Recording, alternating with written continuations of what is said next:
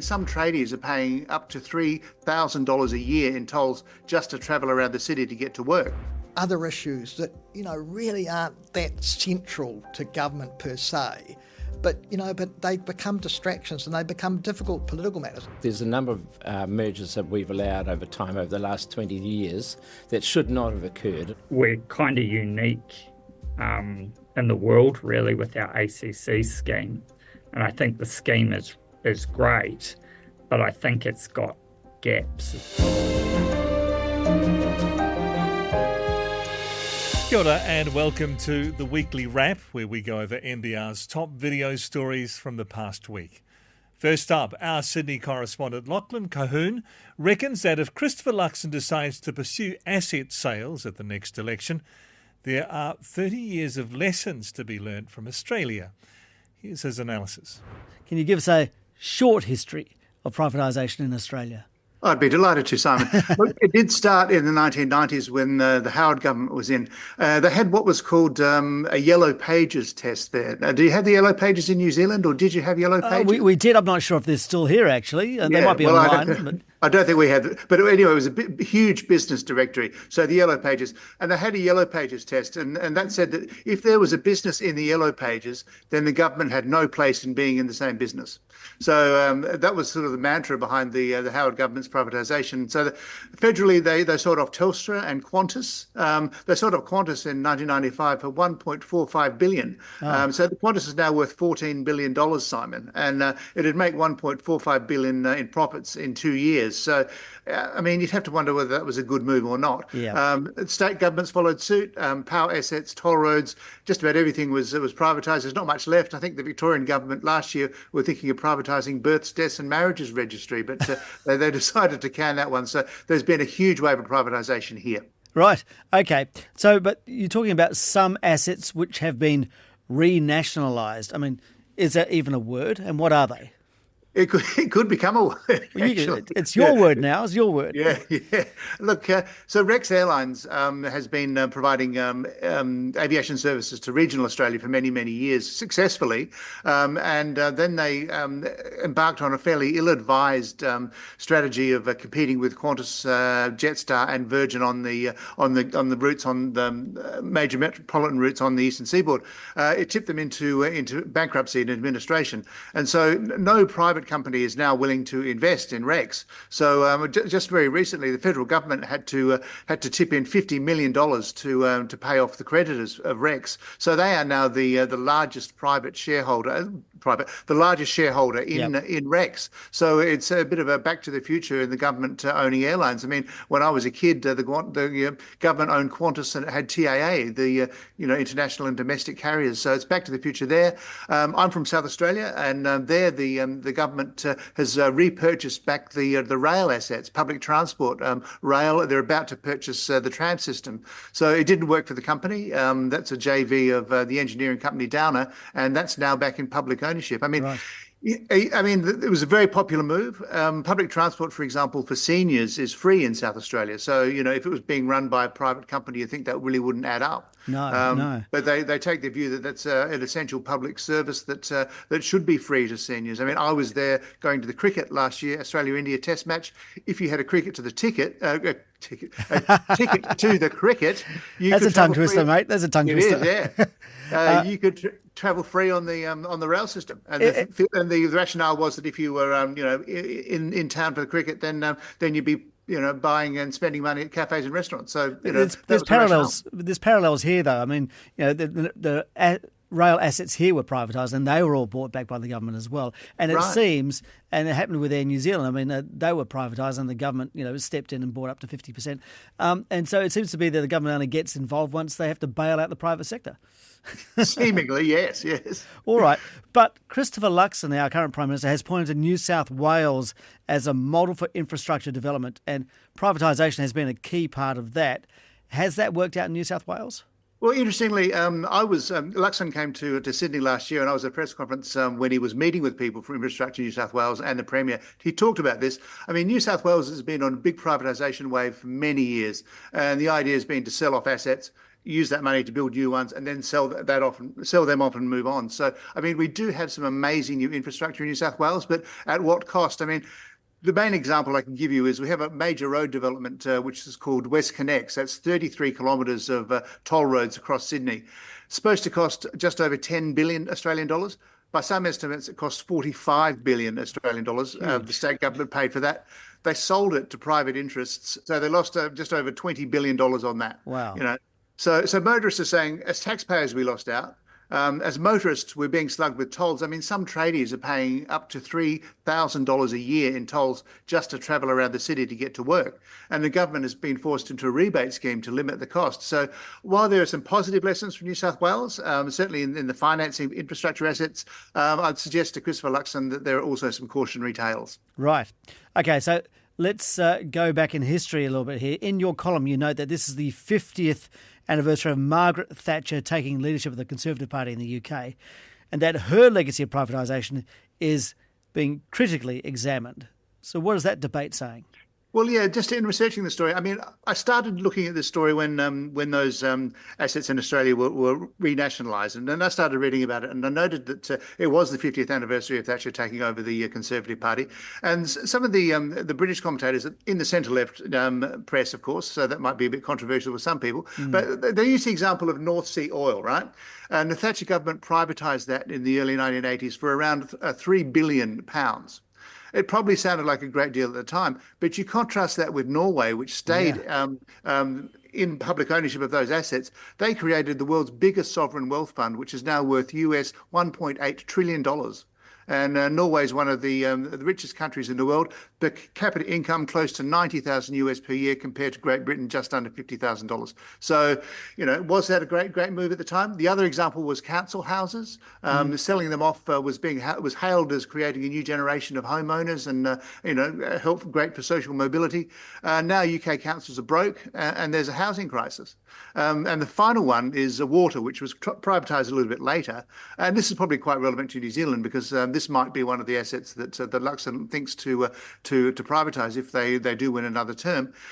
Thames Water, for example, they're famous for having poured raw sewage into waterways. And it's owned by Australia's Macquarie Bank, which has a nickname in the UK of being the vampire kangaroo. So there are some interesting lessons also in the UK experience for Christopher Luxon if he ponders the asset sales if he's re-elected next year. It's been a messy old week in politics. Our political editor, Brent Edwards, examines how political distractions are taking away attention from the government's agenda. Brent, what's been happening? Well, largely what's been happening revolves around the ACT Party leader, David Seymour. We've had the revelations that as an MP, David Seymour had written a letter to the police on behalf of the Auckland eye surgeon Philip Polkinghorne in relation to their investigation into his death. He was obviously then subsequently charged with her murder, although then acquitted. But obviously the opposition in particular got hold of that and said it was entirely inappropriate. The Prime Minister himself said it was ill-advised.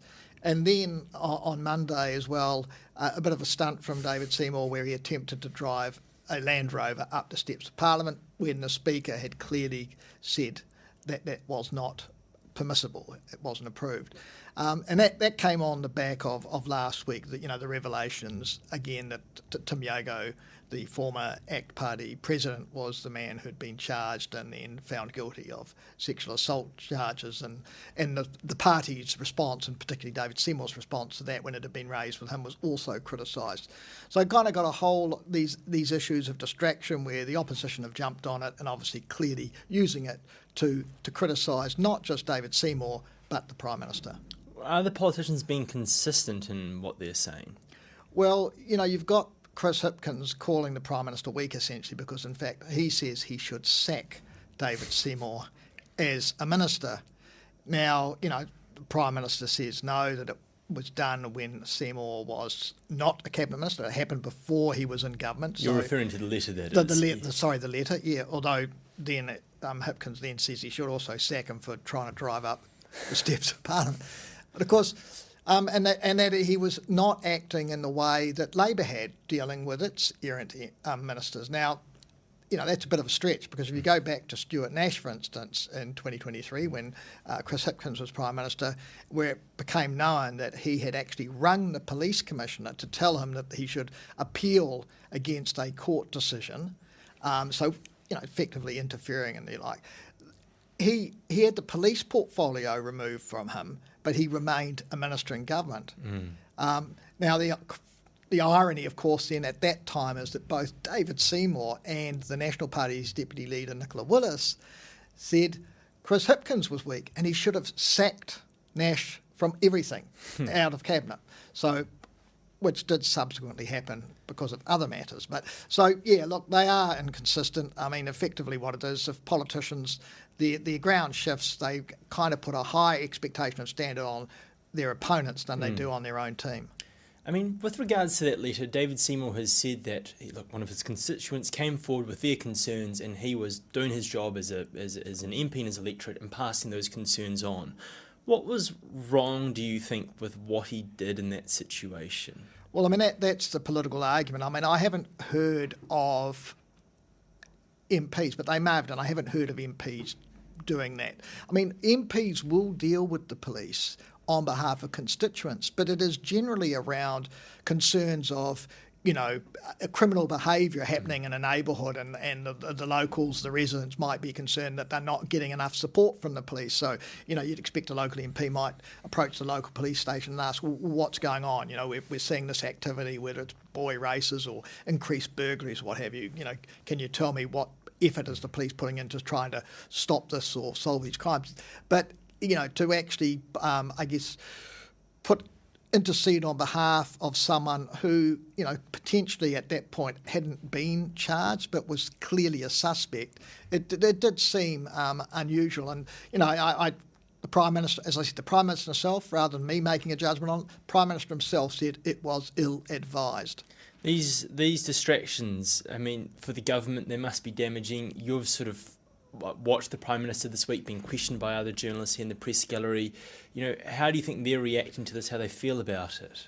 Look, I mean, at one level, it's just all silly stuff, really. I mean, it doesn't go to the centre of what a government is doing in terms of, governing and trying to do the sort of stuff which, Christopher Luxon talks a lot about, saying he's got a relentless focus on growth.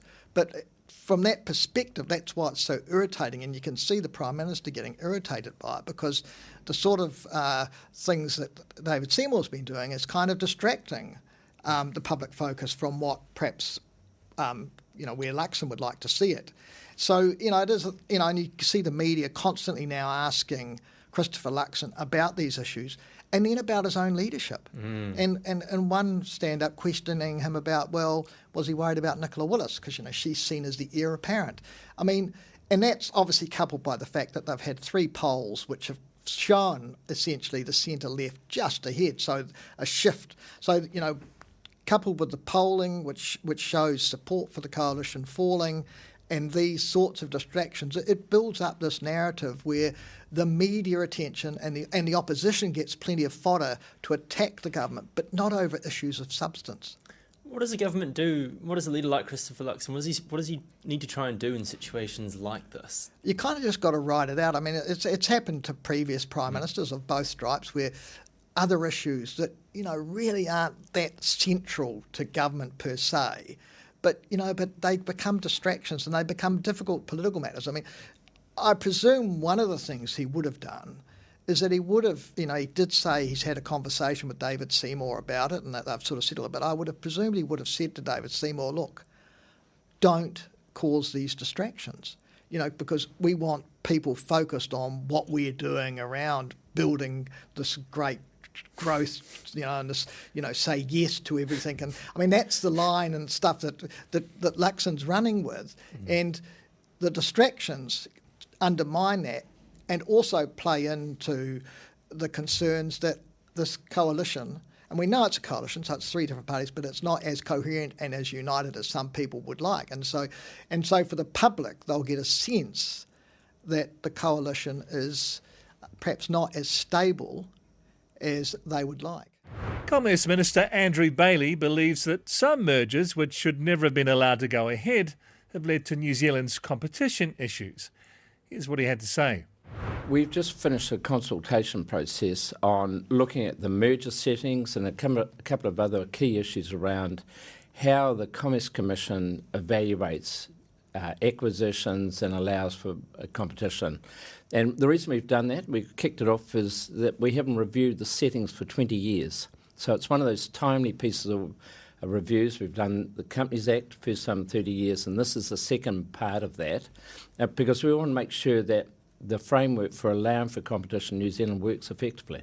Is that the stuff that Prime Minister Christopher Luxon was referring to in his State of the Nation speech when he kind of said nothing was off the table when it came to competition? Yeah, although obviously I kicked this off last year, but definitely it's part of that mix. There's a whole stack of things we're doing around competition. Not only are we looking at the merger settings, which the consultation's just finished, but I've also got an independent review going on with the Commerce Commission itself to make sure we've got a good structure. And there's other things we're doing. I'll be looking at Part 4 of the Commerce Act later this year. So it's a whole mix of things just to make sure the settings really are appropriate. Because you seem to imply that at times mergers just lead to what I think in your statement you talk about less innovation and basically poorer service. Yeah, I don't want people to think that we're anti-acquisitions and mergers. In most cases, it's very valid, and I've been involved in it personally. But there are times when the settings aren't right. And if you look back, there's a number of mergers that we've allowed over time, over the last 20 years, that should not have occurred and have led to market-dominant positions. What can you name? Well, groceries, where we've only got two major three, but our banking also, if you think about what happened, if you follow the transition of the new acquisitions through even ANZ from National Bank, and which also took over the New Zealand rural banking, we've allowed all this competition to take place and mergers, but actually the rules precluded the Commerce Commission actually being able to take a more strategic approach. So I'll give you an example. At the moment, we have a lot of private equities firms coming in and rolling up, buying lots of acquisitions in perhaps, whether it's a health sector or whether it's veterinary practices. At the moment, the rules only allow the Commerce Commission to look at the acquisition in front of them. What they can't do is look at the 49 acquisitions that's preceded that, or also what might go on in time. And so we want the Commerce Commission to have a wider perspective on it and actually be a bit more commercially focused on the way it looks at acquisitions.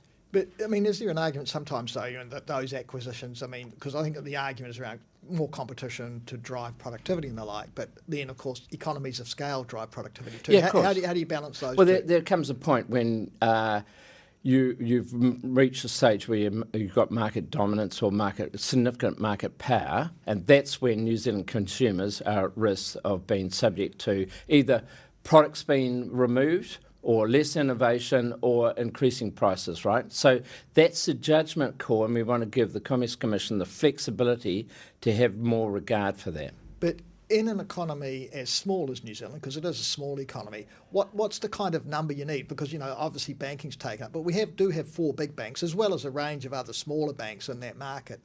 Why isn't that competitive? Well, if you look at each of those four banks control 90% of the market, and Kiwibank has 5%. So they've got significant market shares. You can go across a lot of industries in New Zealand where there's two, maybe three players that control the market, have significant control. And my first point is we are at a point where we've already allowed that under the rules. What we shouldn't be doing is thinking that's okay going forward. So I want to make sure the rules in the future stop those types of agglomeration occurring where you've got very significant market power. And so that's getting the framework so it's future focused on making sure we don't get to that situation. The issue now is what do we do with those existing market players and how do we actually get better outcomes for New Zealanders, and hence work that we're doing around the banks and the grocery sector, etc., areas where we are looking. But that we're trying to deal with the issue post the agglomeration rather than stopping it from occurring in the outset. But at a time that the government's looking to remove regulation, if you like, is there a danger here in this area of competition that you over-regulate to try and promote more competition? No. Look, as I said before, we're not anti-acquisition, people acquiring businesses for good reason. But there often comes a place. One of the issues that we consulted on, for instance, is a behavioural undertaking. So if I gave you an example, if someone bought a telecommunication company and we want to make sure that the platform is still available, like if you think about transmission on remote parts of New Zealand, if that was acquired by one operator and stopped everyone else using that same system, that would be a poor outcome for New Zealanders, right? So that's where you might seek behavioural undertakings that, you can acquire it, but you have an undertaking that you still allow other competitors to use the same site, because you wouldn't want to replicate a whole lot of new satellite stations across New Zealand as an example. It's just one example. But those are the type of stuff we want to have more flexibility. At the moment, the Commerce Commission is very constrained on how it can assess and actually make sure ultimately we've got good outcomes for New Zealanders. And finally this week, senior journalist Fiona Rotherham examines the lessons to be learned from an historic sexual abuse case at the Royal New Zealand Air Force. In Toil and Trouble this week, we look at a High Court case involving Mariah Taylor and the Royal New Zealand Air Force. Taylor had sought exemplary damages from the RNZAF for sexual abuse she suffered at the hands of former Sergeant Robert Groper Roper in the 1980s. And joining me now to discuss the latest ruling is Sean Brooks, Special Counsel with Buddle Finlay. Welcome, Sean. Morena, Fiona, how are you? Good, thank you. So can you tell us a bit about the background to this case? Yes, this is a tragic case. It came about in the 1980s originally, where Miss Taylor joined the Air Force, and one of her seniors at the time was Mr. Roper. Mr. Roper was convicted in the criminal courts in 2014 of sexual conduct against family members and other women, but not against Miss Taylor. After that conviction, Miss Taylor became aware of it, and she had obviously been subject to similar behaviours from Mr. Roper in the 1980s and during her time in the Air Force, and she brought a claim against him and the Air Force in 2018 because of the mental harm that she had suffered. So before we get into the ruling, can we talk about exactly what are exemplary damages and how does that differ from a civil case?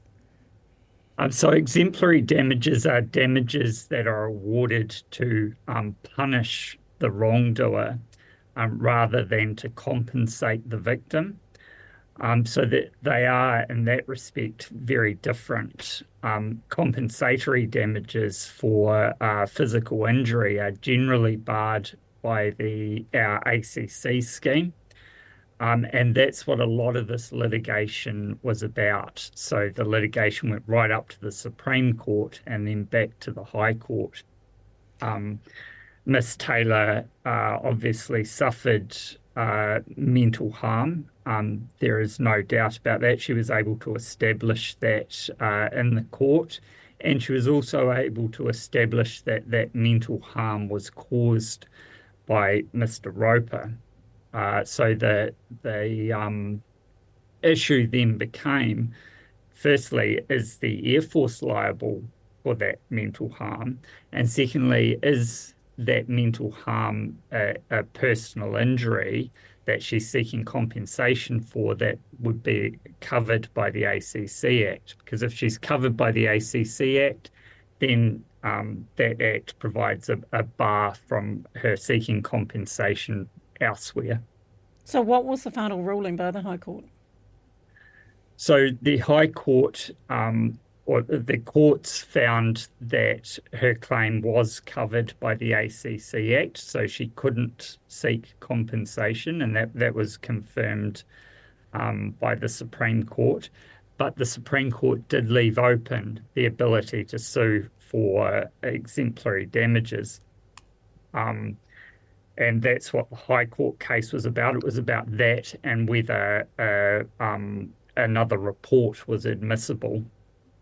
In this case, the court found that that report wasn't able to be used, and it found that exemplary damages against the Air Force couldn't succeed in this case, although it did note it had sympathy for Miss Taylor's plight. Why did it find that exemplary damages couldn't be held against the employer? A couple of reasons. Probably largely exemplary damages are a really high threshold, and it's a high threshold partly to prevent undermining the ACC Act. So if every time you were injured, you were able to get ACC compensation, and you were also able to sue your employer and say they need to be punished and I need to get damages, then it would have an undermining effect of that no-fault purpose of the ACC legislation and to cut down on litigation. So really high threshold for exemplary damages.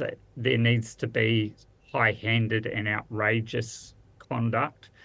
The perpetrator needs to have appreciated a very high risk of something happening and gone ahead and done it anyway. So that's one of the reasons it's found that the Air Force wouldn't have met that. Secondly, exemplary damages are meant to have a deterrent effect, and the court found the Air Force had changed a lot of its procedures, its policies, its culture since the 1980s, and imposing exemplary damages against it wasn't going to have any deterrent effect in essence. Is there any sort of lessons out of this ruling for other employers? I think there is, despite vicarious liability not being found to be the case in this instance. I think being aware of who you're holding out for your company, your culture, and ensuring your workplace is safe is important. I think it's really interesting, the ACC scheme in that bar in Section 317 for bringing claims against employers. So all of those sort of things, while it's not new and groundbreaking law, it's always been the case. It really does define what needs to be in place before you can sue for those exemplary damages, and it reinforces it as a really high threshold. You know, this is an 8-year legal battle for this woman. What's your take on where things have ended up for her, and is this the end for her? I think it'll be very difficult for her to take this further from here. We're kind of unique in the world, really, with our ACC scheme. And I think the scheme is great, but I think it's got gaps as well, or it doesn't, situations like this, for public policy reasons, it was going to be really hard for Miss Taylor to succeed. And there are good reasons for that, but on an individual level, it's tough. It undoubtedly would have been expensive for her as well. And I hope that doesn't have a chilling effect on people who do have these historic claims that have an impact on their mental health later in life from pursuing those in an appropriate situation. Thanks for joining us. Our news team is back from 5 a.m. tomorrow with the latest business news you can use on nbr.co.nz. See you next week.